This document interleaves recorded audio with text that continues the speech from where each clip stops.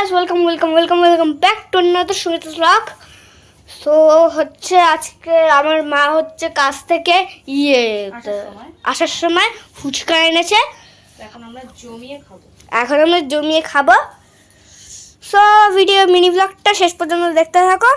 তো ফুচকাটা দেখাই। তো এই যে ফুচকার এই জলটা ঢালছে, আমি জল খাবো না, পেটে খারাপ হয়, শুধু আলু দিয়ে খাবো, ওরা জল খাবে।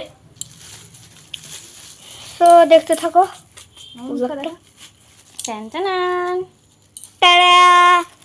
দূর থেকে ঘুরতে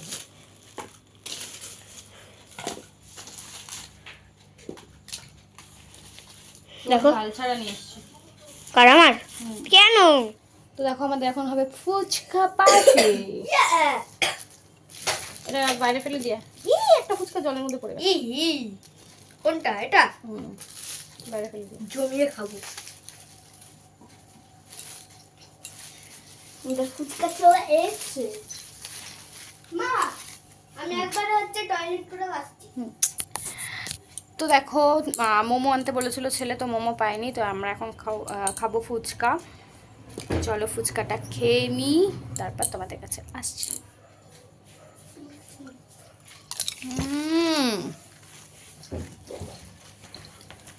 আমাদের এই সে নিয়ে এসছো খাবে আচ্ছা আলু আর হাত এটা ঝাল ও শুকনো হয়তো। দেখ ওটুকুনি আলু মেখে দিয়েছে তোকে। আর আমাকে দেখো, নাইস, কি ভালো হয়েছে। পাঠানপুর থেকে। পাঠানপুর এত ভালো, গাইস দারুন দারুন। আমার মধ্যে আলু ভরে দে। আমার মধ্যে আলু ভরে দে, হাত দিস না। গাইস ভালোই হয়েছে।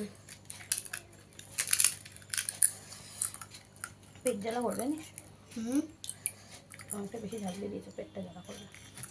হ্যাঁ এটা পড়ছেই না। আমি তোমার থেকে বেশি ঝাল খাই তো।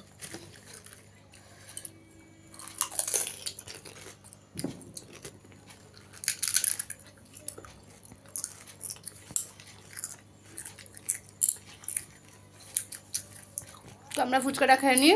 আমাদের তারপরে মিনি ব্লগ তোমাদের সাথে দেখা হচ্ছে। না, আমাদের মিনি ব্লগ যদি তোমাদের ভালো লাগে লাইক কমেন্ট শেয়ার সাবস্ক্রাইব অবশ্যই করবে। Tata, good night.